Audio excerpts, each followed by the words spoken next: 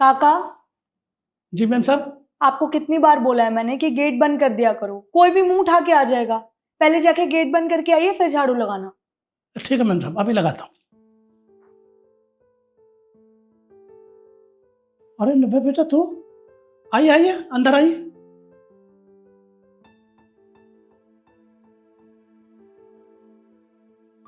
काका नमस्ते। नमस्ते बेटा, बैठो बैठो बैठो।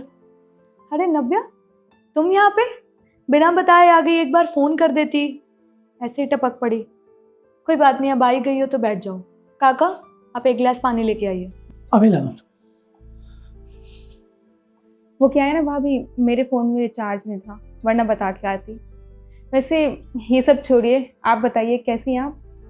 मैं तो बहुत अच्छी हूँ। तुम बताओ यहाँ कैसे आना हुआ? वो क्या है ना कि मुझे भैया से काम था। वैसे भैया कहाँ पे हैं, दिखाई नहीं दे रहे।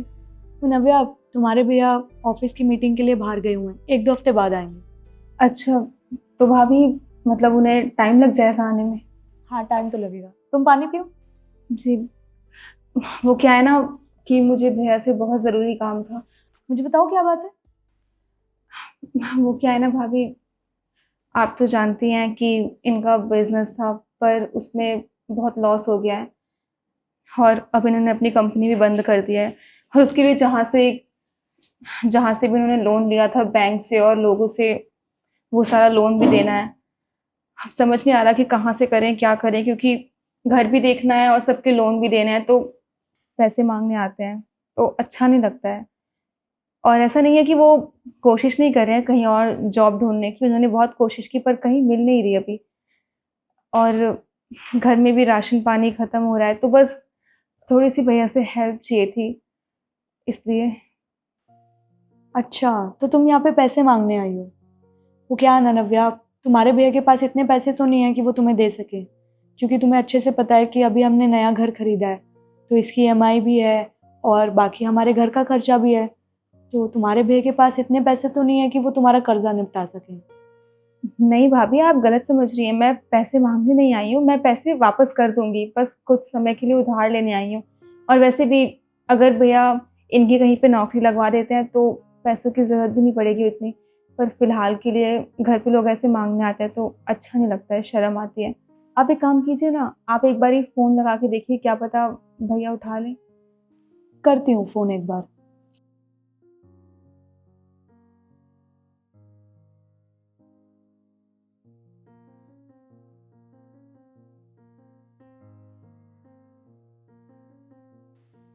शायद तुम्हारे भैया मीटिंग में बिजी हैं, फोन नहीं उठा रहे। अच्छा, कोई बात नहीं, आप एक बार ही फिर से मिला के देखिएगा थोड़ी देर में, क्या पता उठा लें। नव्या, तुम्हें समझ नहीं आ रहा क्या मैं क्या बोल रही हूँ? तुम्हारे भैया ऑफिस की मीटिंग में गए हैं तो बिजी होंगे ना ऑब्वियसली।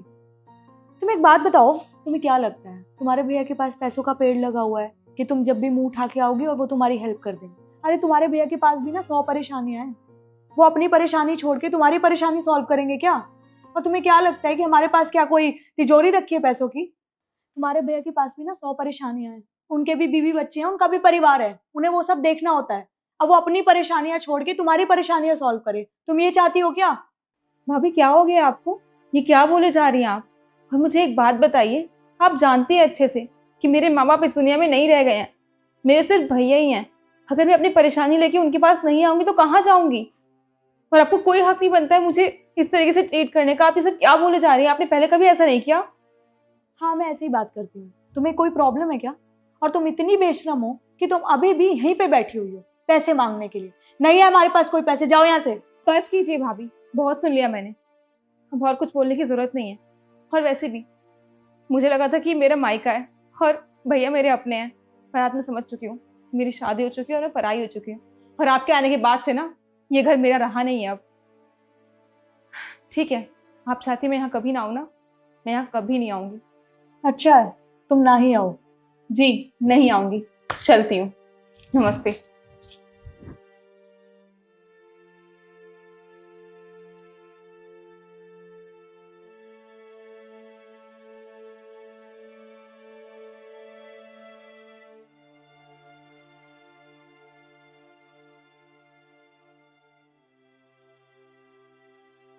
मैंने तो इनसे कहा था कि भैया हमारी मदद कर देंगे, पैसे का जुगाड़ हो जाएगा, पर भाभी ने तो कहा कि आज के बाद यहाँ आना ही मत। अब मैं इनसे जाके क्या बोलूंगी?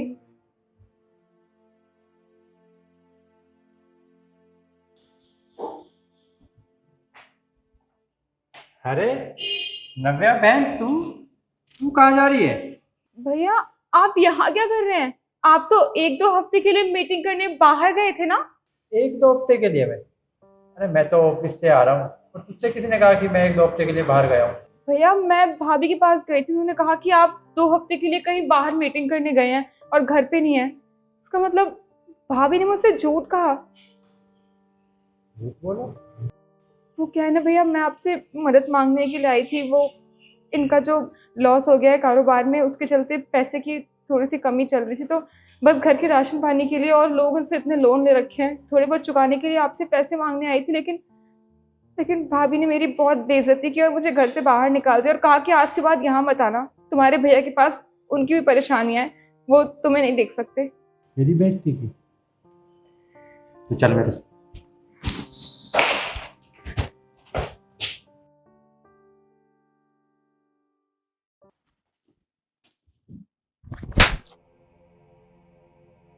तुम्हारी हिम्मत कैसे हुई मेरी बहन से झूठ बोलने की कि मैं घर पर नहीं हूँ और एक हफ्ते बाद आऊंगा? तो तुमने इतनी छोटी सी बात पे मुझे थप्पड़ मारा। ये छोटी सी बात है?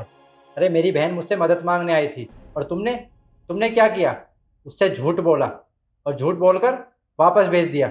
अरे तुम्हें शर्म आनी चाहिए। तुम एक बात बताओ तरुण, तुम्हारे पास के पैसों का पेड़ लगा हुआ है, हाँ? ये मुंह उठा के यहाँ पे पैसे मांगने आ जाती है और तुम इसकी मदद करते रहोगे। अरे मैं भाई हूँ उसका, मुझसे मदद नहीं मांगेगी तो किससे मांगेगी? रिश्ते होते किस लिए? ताकि सुख दुख में एक दूसरे के काम आ सके, जरूरत पे एक दूसरे के साथ खड़े हों। और मैं मदद नहीं करूँगा तो कौन करेगा? एक बात बताओ तुम, कल को हमारे हालात ख़राब हो जाते हैं और मैं तुमसे कहूँ जाओ अपने भाई से मदद मांगो, और तुम्हारी भाभी तुम्हारे साथ ऐसा करे तो तुम्हें कैसा लगेगा? ऑब्वियसली मुझे बहुत बुरा लगेगा। तो इस टाइम मेरी बहन को भी बहुत बुरा लग रहा है। वो बोल नहीं रही है तो इसका मतलब ये नहीं है कि उसे बुरा नहीं लगता है। तुमने बहुत बड़ी गलती करी है मेरी बहन के साथ ऐसा करके, और आगे से ऐसा किया ना तो मुझसे बुरा कोई नहीं होगा, समझी तुम? बहन तुम बताओ, तुम्हें कितने पैसों की ज़रूरत है? भैया 50,000 चाहिए थे। बस 50,000 रुपये? अरे ला।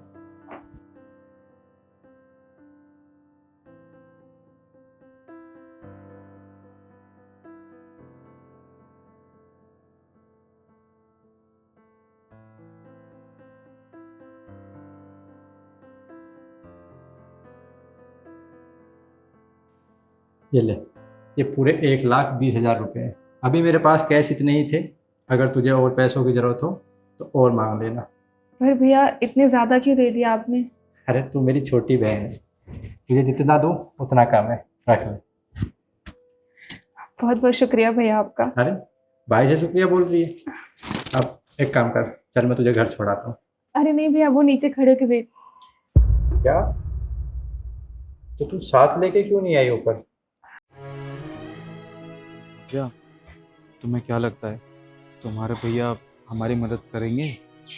अरे इसमें लगना क्या है, मुझे पूरा भरोसा है कि भैया मेरी मदद जरूर करेंगे, और मैं उनकी इकलौती बहन हूँ और मुझसे बहुत प्यार करते हैं। वो हमेशा मेरी मदद करते हैं।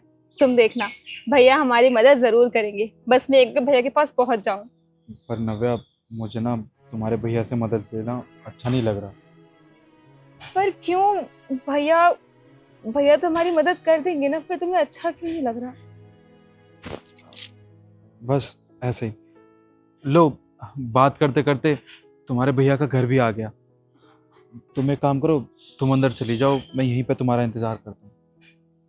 पर तुम यहाँ बाहर कहाँ खड़े होगे? साथ में चलो ना अंदर, भैया को भी अच्छा लगेगा। नहीं नहीं, कोई बात नहीं, मैं यहाँ रह के तुम्हारा इंतजार करता हूँ। तुम जाओ और अपने भैया से मदद मांगो।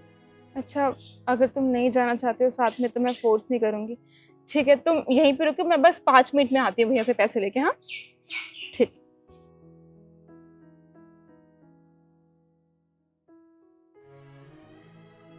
वो क्या है ना, मैंने तो कहा था कि साथ में चलो, लेकिन उन्हें शर्म आ रही थी ऊपर आने में। आप तो जानते ही हैं वो कितने खुददार इंसान है।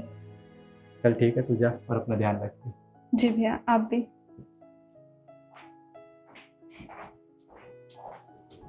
इस वीडियो में हम आपको ये बताना चाहते हैं कि रिश्ते होते इसलिए हैं ताकि सुख दुख में एक दूसरे के काम आ सके।